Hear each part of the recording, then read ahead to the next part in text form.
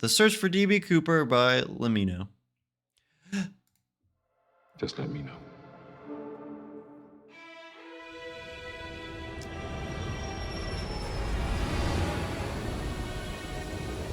Plane. Man, jump off that plane. A daring parachute escape from a flying 727 somewhere between wings. A search was made of the plane immediately. We don't know who he was, where he came from, or where he went. I expect that we'll keep looking until we find him or find out what happened. Or did he just die? I don't think he just died. That'd be funny though. The greatest escape, you know, and it's like, wow, that was epic. Oh, okay. I thought it just like broke on me.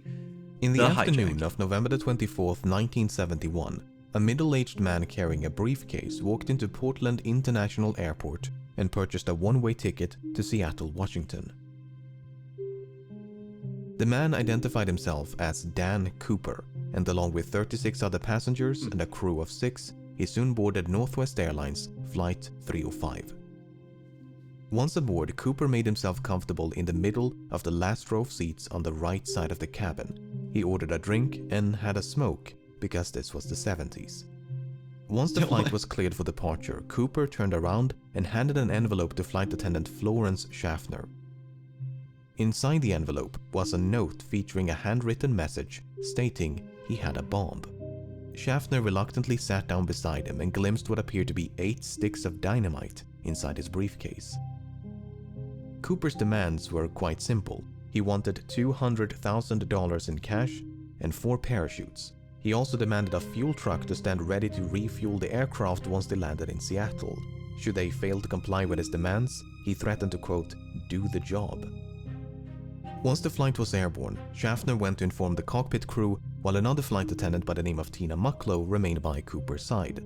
By using a telephone in the rear of the cabin, Mucklow acted as an intermediary between Cooper and the rest of the flight crew for the remainder of the hijacking. For the next hour and a half, Flight 305 maintained a holding pattern near Seattle, while local and federal authorities scrambled to procure the ransom as well as the 4 parachutes. 10,000 $20 bills were collected from a local bank, while the owner of a nearby skydiving school supplied the chutes.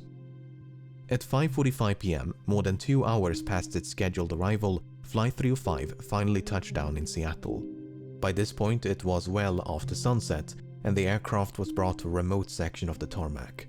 Once the flight came to a stop, both the ransom and the parachutes were handed over to Mucklow, who then brought them back aboard.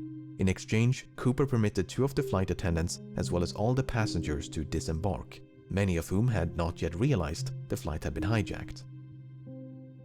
With the ransom paid and only 4 crew members remaining on board, Cooper told Mucklow to inform the captain that he wanted to fly to Mexico City. They were to fly with the landing gear down, the flaps at 15 degrees and below 10,000 feet. The lights in the cabin were to be switched off, and the aft stairway, which opens from the underbelly of the fuselage, was to remain extended. 2 of Cooper's demands could not be satisfied. First of all, the flight configuration he'd requested would not allow for a non-stop flight to Mexico City. As such, Cooper proposed a refueling stop in Phoenix, Yuma, or Sacramento before they all agreed on Reno, Nevada. Second of all, it was not possible to depart with the ventral staircase extended. Cooper agreed to retract the stairs on the condition that Mucklow remained by his side and taught him how to extend them once the plane was airborne. Parked for nearly 2 hours due to complications with refueling, Flight 305 was back in the air by 7:36 p.m. Less than 5 minutes after takeoff, Cooper told Mucklow to head for the cockpit and that from this point onwards, he was not to be disturbed. The last time she saw Cooper, he was standing in the middle of the aisle as if though he was preparing to jump. Dude, this guy is like a professional. He was like on top of it. He was like, I want this, I want this, I want that. If you don't do that, then I'm gonna do this. And they were like, okay, no cops. Like this guy, he had it planned. He was down bad for the plan. Mucklow joined the rest of the crew, locked the cockpit door behind her, and some 3 hours later, Flight 305 safely landed in Reno. Once the flight came to a stop, the crew carefully ventured into the rear of the cabin, but there was no sign of Cooper nor the bomb. The aft stairway had been extended mid-flight and was slightly damaged upon landing. It seemed there was only one explanation for the hijacker's absence. At some point between Seattle and Reno, Cooper had strapped on a parachute, walked down the stairs, and leaped into the dark of night. And that's it. That's all we know. There's no way. There's no way that he just yeeted off the thing and then nobody has ever seen him ever again. There's just no way. What the heck? I gotta know more. I'm intrigued. The manhunt begins. Yeah, but like you're going off based off a name that it like seems pretty like popular, and like only so many people know what this guy really looks like. So it's like, and like this guy probably looks so bland. He probably looked like every other guy. How are you gonna freaking know? You know what I'm saying? It became clear that Cooper was no longer on board. Dozens of FBI agents converged upon the aircraft, only to discover a disappointing amount of physical evidence. A black clip-on tie, Whoa. 8 cigarette butts, and 2 of the 4 parachutes were all that Cooper left behind. Evidently, he'd brought the ransom and briefcase along with him. In interviews conducted on the night of the hijacking, Cooper was described by the crew and passengers as a white male with brown eyes and dark hair. He appeared to be in his mid-40s and wore a dark That is trench such a like broad spectrum. There are so many people like that. Between 35 and 50, that's a huge gap. Between 5'9" and 6 foot, that's a better range. Between 150 and 190, that's big. Build medium, hair black, dark brown, eyes brown. It looks like every other guy that has ever existed. What? I don't understand what's happening. a dark suit, a white shirt, a black tie, and dark shoes. Soon after boarding, he'd also donned a pair of sunglasses. Based on this description, the FBI produced the first of several composite sketches. Before they could mount a search, however, the FBI had to figure out when Cooper abandoned ship. But that was easier said than done. None of the 4 crew members witnessed Cooper jumping from the plane, nor did the pilots of 2 fighter jets which escorted the flight between Seattle and Reno, which is not all too surprising given it was the middle of the night. Although the flight crew did report something odd, the last communication with the hijacker occurred at approximately 8:05 p.m. when the crew used the intercom to offer assistance, which Cooper declined. Within the next 10 minutes, the crew experienced what they described as an oscillation or vibration of the aircraft. At the time, the crew suspected it might have been produced by Cooper's jump, and a subsequent recreation of the hijacking supported that conclusion. Okay, so that took care of the when. But so if there was 2 fighter jets like going around this thing, how come they didn't see a single? I mean, I guess it was like pitch black night out, so I guess it would have been hard to see, but like still there would, well, he did say to turn all the lights off. Yeah, dude, this guy had a plan, and his plan worked. Dang, that's crazy. He was like, oh yeah, turn off all the lights and then jump out, because he knows that there's gonna be fighter jets. But if he turns all the lights off, then they won't be able to see him jumping out. This guy is awesome. About the where. This guy's epic. While Cooper was very explicit about the flight's configuration and destination, he never specified any kind of route. In fact, Cooper grew so impatient with the slow refueling in Seattle that he dismissed the captain's request to file a flight plan and simply told him to, quote, get the show on the road. As such, the captain chose to fly along an airway known as Victor 23 without any input from Cooper. By using Victor 23 as a guide, authorities estimated the most probable location of the flight at the approximated time of the jump was about 40 kilometers north of Portland. And so, at the break of dawn, the FBI mounted an impressive search operation using helicopters, that's a huge like range of like. The problem was, even if the estimated bailout point was accurate, Cooper's eventual landing or drop zone was far more difficult to pinpoint. The loosely defined search area covered a vast stretch of mountainous wilderness occluded by a dense forest, so it was truly like finding a needle in a haystack. Apart from the difficult terrain, the search was further complicated by low temperatures and inclement weather, which persisted for days. Despite their best efforts, authorities never managed to find a single trace of Cooper, nor the items he'd brought along with him. Not a single trace? Dang, dude, this guy must have planned like way ahead. Like either he planned ahead or he got super lucky. Because like, how do you get lucky enough where the weather is so bad? Well, not so bad, but like the weather is bad enough to where it's like we can't see that much.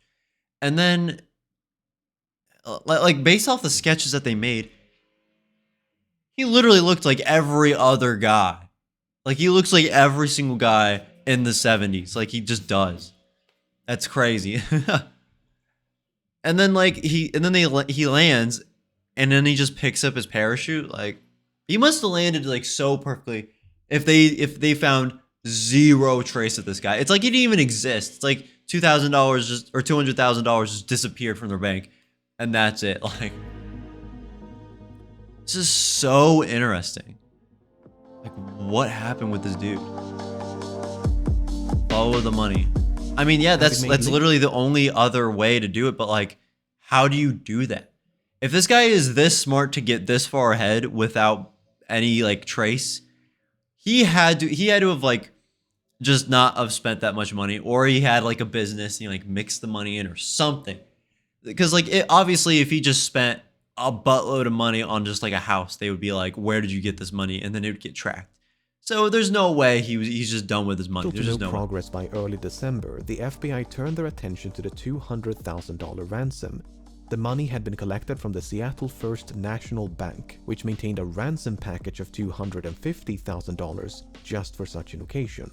Because of this, the serial numbers of the $10,020 banknotes given to Cooper had been documented in advance, a complete list of which were quickly made available to financial institutions, government agencies, and the general public. The intention was to make it as difficult as possible for Cooper to spend his money. Northwest Airlines and several newspapers even began to offer rewards to anyone who could find a note with a matching serial number. In spite of these efforts, no one ever did. That is until nearly a decade later. A decade? In early 1980, a young boy named Brian Hold on, how much is 200 grand now of 1970? Let's see, 200,000 in 1970 worth today. 1.6 million. Dang, he got off good. Good job, DB Cooper. Dang, I was gonna say, I was like, that has to be at least $1 million. At least. And then a decade and nobody found anything. He had to have spent his money right. Or he spent his money in a way where, I don't know how he would have done that. But a decade later, nobody's checking. Nobody's checking the $20. I would say after like maybe a year max, nobody's checking those $20 bills. Nobody. I wouldn't. I would just be like, okay, cool, thanks. Was building a campfire on a small beach in southern Washington. As he was digging into the sand, Ingram discovered 3 bundles of cash totaling $5,880. Having heard about the infamous skyjacking, Ingram's parents brought the severely degraded bundles to the FBI. The notes were promptly inspected, and sure enough, the serial numbers matched those of the ransom. Once the excitement subsided, however, the money managed to raise far more questions than it answered, the most significant of which was how? How did the money end up so far away from the drop zone? I don't know, it's a decade later. Looking at this map, it might be tempting to think that Cooper simply dropped some of the money, which then fell into the Lewis River. The bundles could then have been carried further downstream by the Columbia River before finally being washed ashore at Tina Bar, which is the name of the beach. Tina Mucklow, Tina Bar. Coincidence? Yeah, coincidence. Anyway, the problem with this idea is that the Columbia River flows in the opposite direction. This has led some, including members of the FBI, to re-evaluate the initial drop zone assessment. For instance, if the drop zone was much further southeast, close to a river called the Washougal River, it is conceivable, albeit improbable, that the money floated all the way down to Tina Bar. Alternatively, the bundles may have simply Sounds like a landed on the dumb beach plan. if the flight path was further to the west. Even so, natural explanations struggle to explain how 3 independent, potentially free-falling and/or free-floating bundles of cash ended up at the exact same place on the same beach. To complicate matters, sediment from the riverbed was excavated and dumped onto Tina Bar as part of a dredging operation in 1974, and according to one analysis, the money was discovered above this layer of sediment. If true, that would mean the money came to rest at Tina Bar sometime after 1974. But a re-examination of that analysis found that what was believed to be a layer of deposited sediment might actually have been a perfectly natural layer of clay.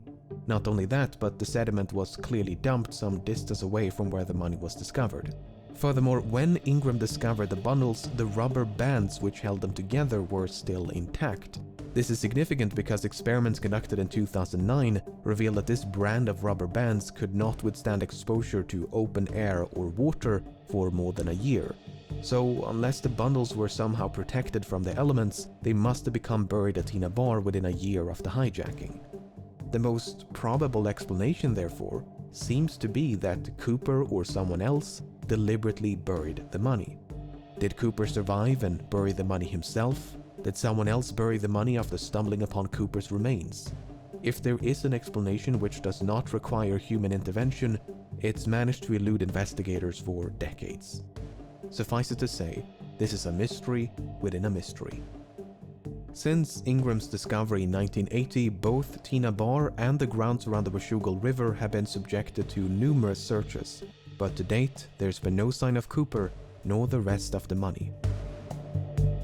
Dude, that money was purposely put there. I don't like, it didn't just float down. No, he purposely put it there. And they're like, how did this money get here 10 years later?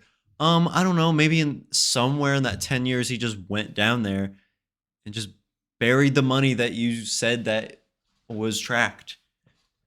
Sounds like a good plan. I doubt the money floated. And also, I feel like if they didn't find anything in the woods or anything like that, I doubt that he just let the things just flow as he's like falling. I feel like he had all of it tightly on him. And you know what I'm saying? Like, I don't think he just let the money float. Because I'm like, what? Like, if it's like 2 or 3 bags, why would you just let them go? You're dumb. Like, the whole point of this whole thing was to get money. Why would you let money go to waste? It's just dumb.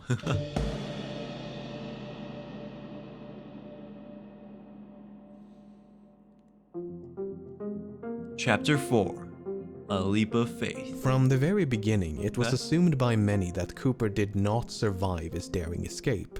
It would not make for a very thrilling conclusion to this story, but that's the thing about stories. They're usually far more exciting than reality.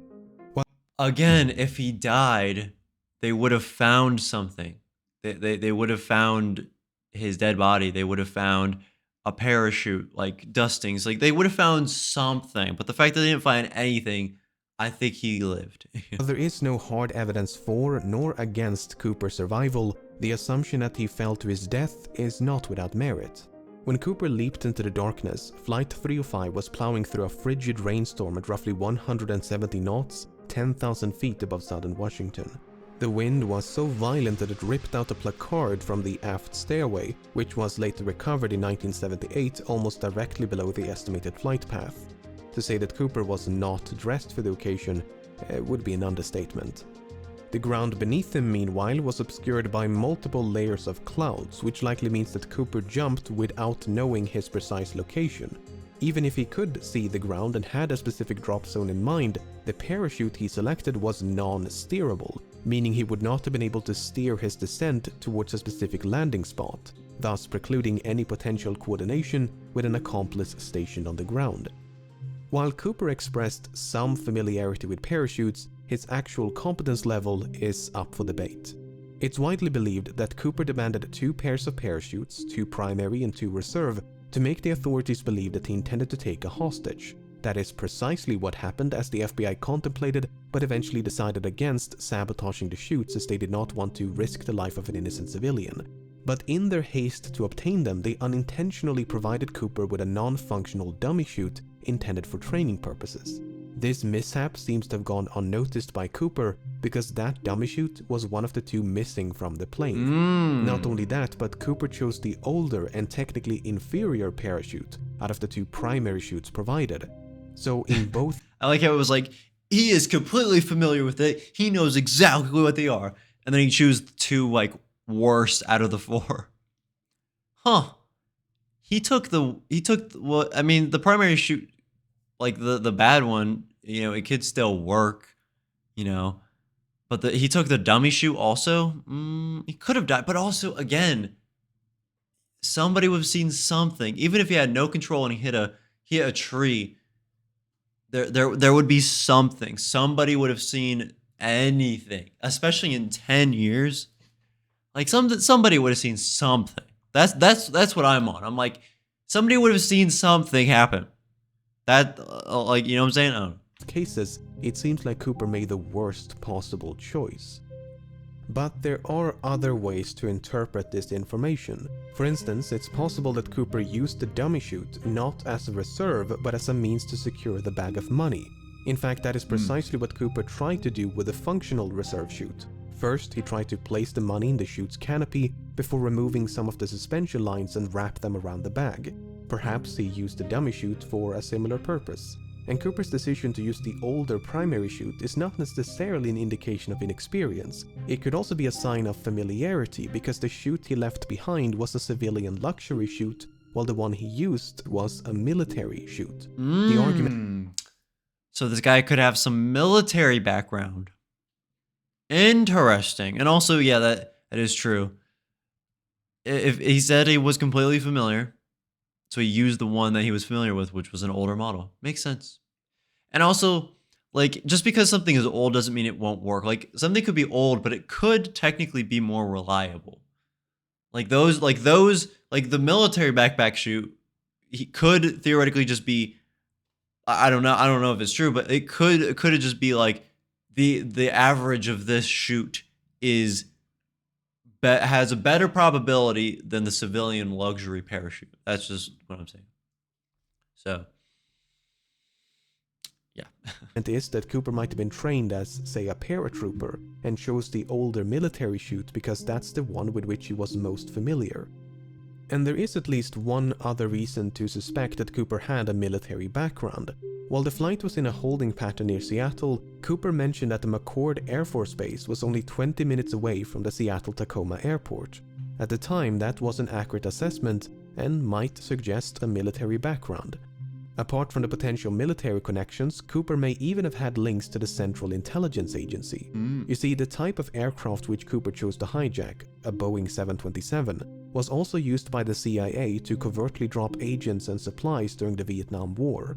A task for which the Boeing 727 was uniquely qualified due to its distinctive aft stairway. So it's fairly safe to assume that Cooper chose to hijack a Boeing 727 specifically because it provided a relatively safe means of escape. Whether he learned of this from the CIA or came to that conclusion independently is another question. However, the fact that Cooper chose to hijack a flight operated by Northwest Airlines was apparently random chance.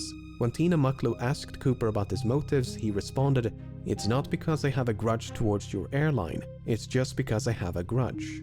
He further clarified that Flight 305 just happened to be in the right place at the right time.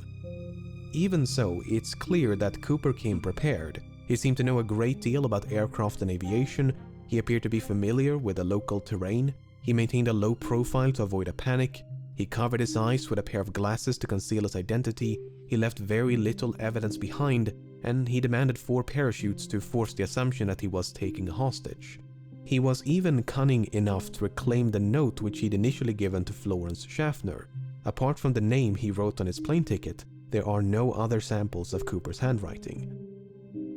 But for all his planning and cunning, it seems Cooper did not give enough thought to his eventual escape. Not only did he fail to specify a route, but he was forced to make a last-minute destination change from Mexico City to Reno. He could have demanded more appropriate parachuting equipment like a pair of boots, a helmet, or jumpsuit. He could even have specified the ransom to be delivered in larger denominations to make it lighter and less cumbersome to carry.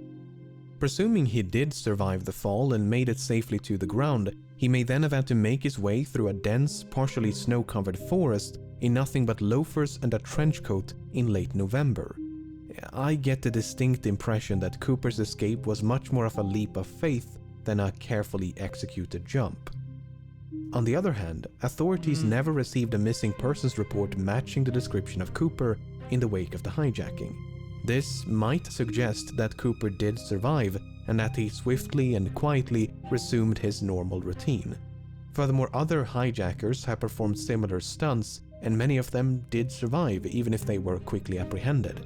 Finally, the simplest explanation for how 3 bundles of cash ended up at Tina Bar is human intervention. At the end of the day, most of this is based on nothing but supposition. Without any concrete evidence of Cooper's demise, it leaves the door wide open to the far more exciting proposition that he did, in fact, survive. I mean, that's my guess, is that he did survive. Because, like, if he died, I feel like there would be more evidence. That is my guess. Whether he's alive today or not, I don't know. But, and based off that picture that they had, it just, he kind of did just seem like a CIA guy. Like, he wore a suit. He didn't have anything particularly on him that was outstanding. You know, he wasn't a very, like, outstanding guy. Like, he just looked kind of like everybody else. And he was probably using a fake name, like Dan Cooper. I don't know where the DB Cooper thing came from, but, you know, so, yeah, like he just methodically thought of everything. Even if he said, oh, I just got lucky.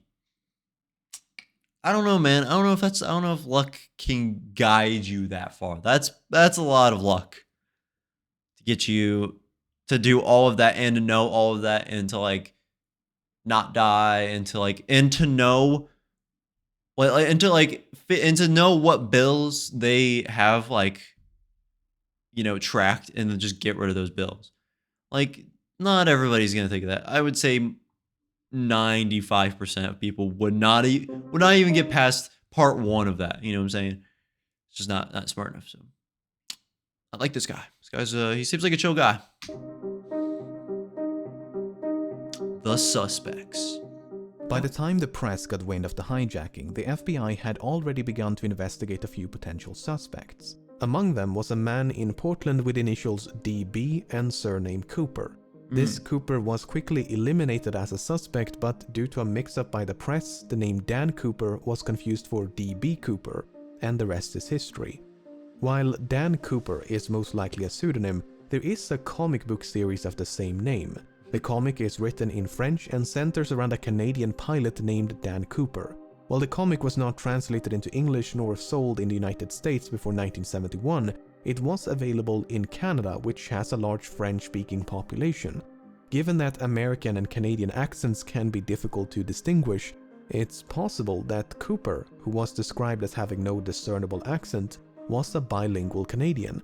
This might even be supported by something that Cooper might have said. You see, when the captain relayed Cooper's demands to air traffic control, he used the phrase negotiable American currency.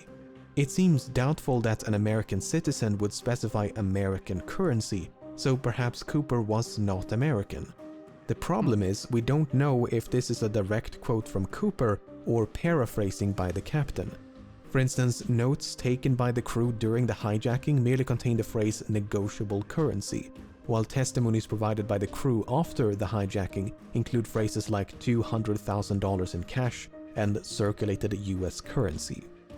So Cooper might have been Canadian, and he might have taken his name from the Dan Cooper comics, just as he might have been American and might have taken his name from something or someone else. Nearly half a century has gone by since the hijacking took place, and in that time, thousands of suspects have been questioned. Did you just say a century?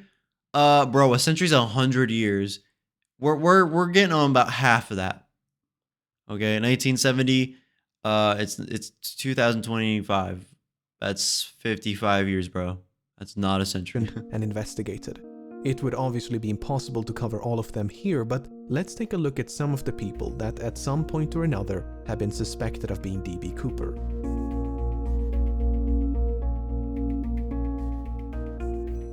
Robert Rackstraw first became a suspect in 1978, and on the surface, he seems like a solid candidate. He was a decorated Army paratrooper and helicopter pilot. He had experience with explosives. He had an extensive criminal record. He had an uncle named John Cooper who was an avid skydiver. He was expelled from the army only months before the hijacking, which might suggest a motive. After all, the hijacker did say he had a grudge. When confronted by journalists and private investigators, Rackstraw would neither confirm nor outright deny that he was D.B. Cooper. Instead, he'd say things like, "I could have been," or "I would not discount myself." What? Is this guy trying to be like, I don't know, I could be that awesome famous hijacker guy. I don't know. Just depends on how hard I was sleeping that night. Like, oh yeah, I think in one of my dreams I was DB Cooper and I accidentally stole that plane and I stole $200,000. I woke up the next morning. There was 200 grand in my refrigerator. I don't know how that happened. So that could be me. Just deny it, bro. What are you doing?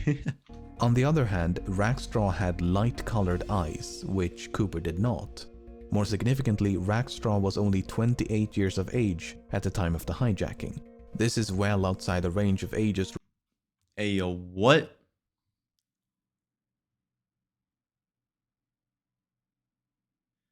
Hello, my headphones aren't working right now. Can you chat instead? By the way, which game do you stream the most? Sorry, I can't chat. Well, I can chat, but you know. I can't chat, sorry, but I do stream. I kind of stream everything. I don't stream like specifics, you know what I'm saying? So, but thanks for the follow. Appreciate. So sorry about your headphones. Just get some new ones. I don't know what to say. But thanks for following. We got a follower goal. Woo! 10. Heck yeah. Thanks, buddy. Anyways. Reported by the crew and passengers, most of whom believed Cooper was in his mid-40s. Kenneth Christensen first became a suspect in 2003 when his brother noticed certain parallels between him and Cooper. Christensen had briefly served as a paratrooper in World War II, and since 1953 he'd worked for Northwest Airlines as both a mechanic and a flight attendant. He was 45 years old at the time of the hijacking. He was left-handed, which Cooper might have been. For instance, Cooper used his left hand to interact with his briefcase, and the clip-on tie he left on board was affixed with a tie clasp applied from the left. Shortly before he died in 1994, Christensen had supposedly told his brother, "There is something you should know, but I cannot tell you." After his passing, his family discovered over $200,000 in his bank accounts. To top it all off, Florence Schaffner stated that photographs of Christensen bore a strong resemblance to Cooper. On the other hand, Christensen did not match the physical description of Cooper. He was both shorter and lighter. While Schaffner did see a strong resemblance, she remarked that Cooper had more hair, and that is supported by the composite sketches. And there was nothing suspicious about the large sums of money which he'd simply earned by selling land. Yeah, see, okay, I always think it's weird. Like, I can understand, like, oh yeah, he has 200 grand in his bank. But, like, you guys found that there was... Well, unless this was before that, but if it's after the fact that they found the 5 grand, then it wouldn't make sense if he had 200 grand in his bank account. Because technically he would have less.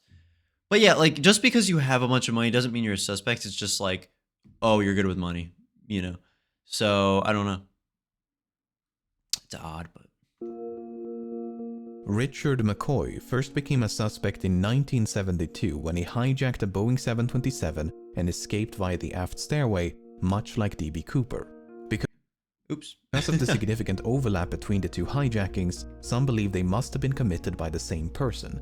McCoy used a fake name, he used a fake hand grenade to threaten the crew, he used handwritten notes to issue his demands. Both McCoy and Cooper used the phrase "no funny stuff" as a warning to the crew. McCoy demanded $500,000 in cash and 4 parachutes.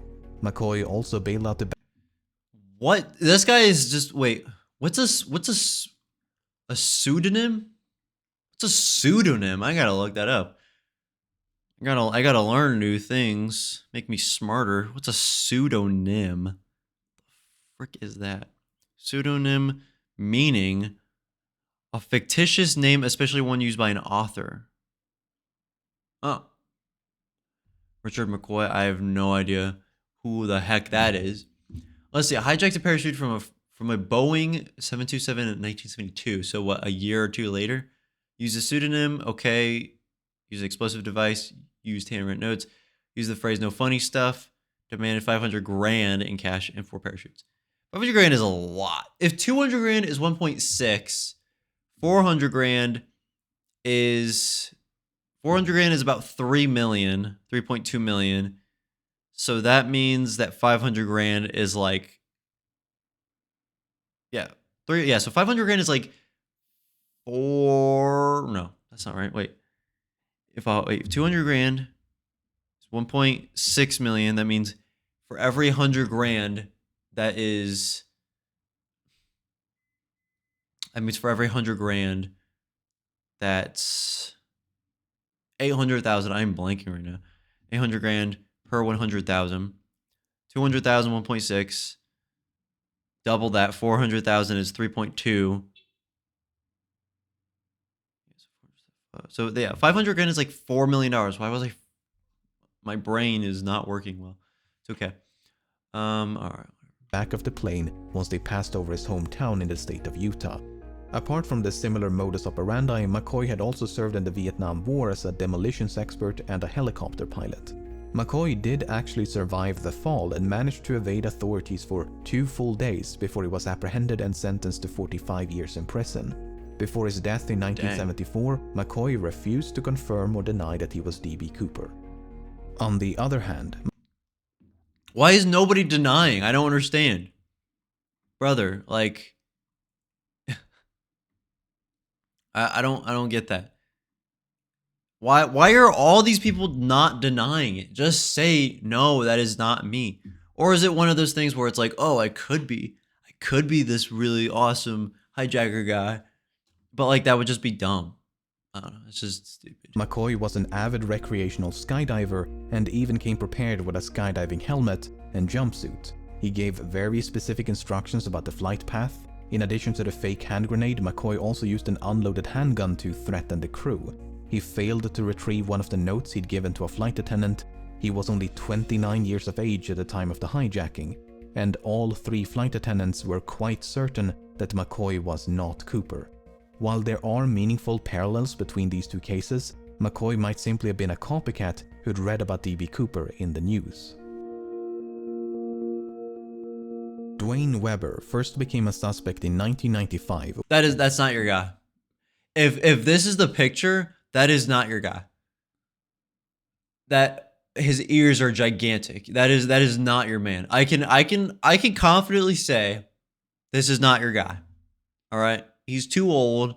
He's got too big of ears. His hair is like his hairline is way too low. You know, like this is not your guy. I can tell you that right now. When shortly before his death, he supposedly told his wife, "I've got a secret to tell you. I am Dan Cooper."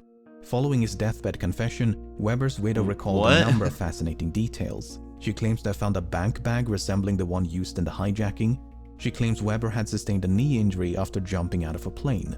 Weber supposedly had a nightmare about leaving his fingerprints on the aft stairs. And a year before the money was discovered at Tina Bar, Weber had allegedly paid a quick visit to the same location. In addition, Weber was a World War II veteran, he had an extensive criminal record, he'd matched the physical description, and he was 47 years old in 1971. On the other hand, Weber's fingerprints did not match any of the prints collected from Flight 305. Although, to be fair, there's no way to know if any of those prints actually belonged to Cooper. Furthermore, Weber's DNA did not match a DNA sample collected from the tie clasp. But once again, there's no way to know if the DNA on the tie clasp actually came from the hijacker and not someone else. What's so frustrating is that the FBI likely had a much better source of DNA at one point. If you recall, 8 cigarette butts were collected from the scene and there's a good chance they were all suffused with Cooper's DNA. The problem is, that evidence was lost at some point and has not turned up since. So did that... I mean, if he fit every description but his fingerprints and stuff didn't work. And he admittedly says it too, and he goes to the same bar. I don't know. That's just there's something about that just doesn't seem right. Just doesn't seem like what he would do. I feel like if you did this and there was no evidence, why would you admit it? Why would you admit? I mean, people just admit stuff because they want credit or they want like they want like a resolve. You know, they want to be like, yes, I'm this person. You know, I'm at the end of my life, and I just want to, you know, I don't know. It's very odd. Okay. William Smith first became a suspect in 2018. Smith served in the Navy during World Hey, yo, what's up, Alex? My guy. War II and likely had some experience with parachuting. Thanks for following. He was 43 years old at the time of the hijacking. He had dark brown eyes. He matched the physical description. He shared a certain likeness with the composite sketches, especially this speculative sketch of an older D.B. Cooper. A student named Ira Daniel Cooper, who was killed in World War II, attended the same high school as Smith. Smith worked as a yardmaster for a railroad company for most of his life, but in 1970 the company filed for bankruptcy. As a consequence, Smith lost his pension, which might suggest a motive. He could, for instance, have developed a grudge towards the airline industry for their role in bringing about the downfall of the rail transportation industry. It's further speculated that Smith could have used his knowledge of railroad networks to hop on a train and escape undetected. On the other hand, Smith spent his entire life in the okay, out of all of the guys that they were like, oh yeah, this is a suspect, he looks just like him. This guy definitely looks a lot like him. Like, he's got the hairstyle, he's got the eyes, you know, this seems a bit good. Eastern United States, given that the hijacking occurred on the other side of the country and was committed by someone who at least appeared to be familiar with the local terrain. Smith is not the most ideal candidate. However, the fact that Smith worked as a yardmaster is interesting. You see, the tie that Cooper left behind was recently examined using an electron microscope, which uncovered various metallic particles. Some of these particles, especially pure titanium, were quite rare in 1971. This might suggest that Cooper worked as a manager at some sort of chemical or metallurgical facility, or possibly a rail yard. Interesting. If nothing else, I hope this limited selection of suspects illustrates just how Yeah, out of all of these guys, yeah, this guy I could definitely see, you know, this guy, not really. This guy, not really. Definitely 100% not. Even though he admitted to it, I don't think this is the guy right here. This guy though, he's got gray, but he's got the look. He's got that look of fire in his eyes. You see that? You see them eyes? That's a guy who just robbed a plane, got away with it, and didn't tell a single soul. He probably told his grandkids right when he was about to die, and he was like, "Hey, I gotta tell you something. I'm DB Cooper." You know, probably. And they were like, "Oh, frick, what are we supposed to do with this information?" So difficult it is to be certain when you have so little evidence to work with. These 5 individuals look nothing alike, yet any one of them could be DB Cooper. Was Cooper really in his mid-40s, or did he simply look old for his age? Did Cooper really serve in the military? Which one of these sketches most closely resemble Cooper? In 2016, the FBI had to admit defeat and officially close down the case. Unless someone stumbles upon Cooper's remains or manages to track down the rest of the money, it seems there is little hope of resolution. Did Cooper survive? I have no idea. But as long as that possibility cannot be dismissed, the legend of DB Cooper will no doubt persist. dang, that was epic. That was dope. I knew about DB Cooper, but I was like, I have no idea like who he is. Like, I knew it had something to do with a heist, but like that was sick, dude. That was awesome. Subscribe. That was a good video. Lamino, you did a good job. Appreciate it.